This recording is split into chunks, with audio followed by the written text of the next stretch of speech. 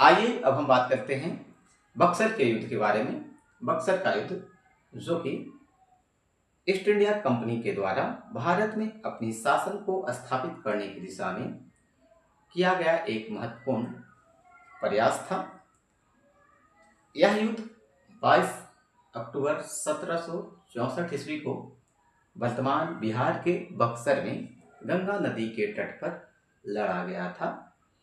इस युद्ध में बंगाल के नवाब मीर कासिम, अवध के नवाब शुजा-उद-दौला तथा मुगल सम्राट शाह आलम द्वितीय की संयुक्त सेना का सामना ईस्ट इंडिया कंपनी की सेना के साथ होती है, जिसका नेतृत्व हेक्टर मुनरो कर रहे थे।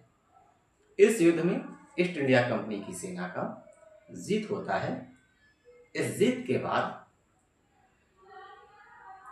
बंगाल के नवाब मीर कासिम को हटाकर गद्दी पर मीर जाफर को नया नवाब के रूप में बनाया जाता है।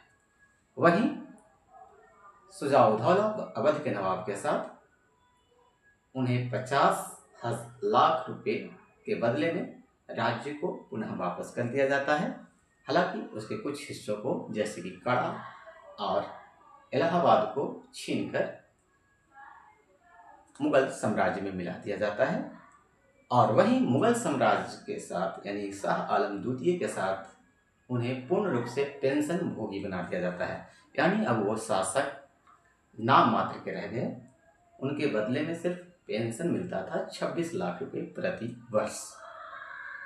इस युद्ध के बाद बिहार, बंगाल और उड़ीसा के संपूर्ण क्षेत्रों पर पूर्ण स्वामित्व ईस्ट इंडिया कंपनी को मिल गई और इस प्रकार से वो एक बड़े क्षेत्र का शासक के रूप में उभर कर सामने आए।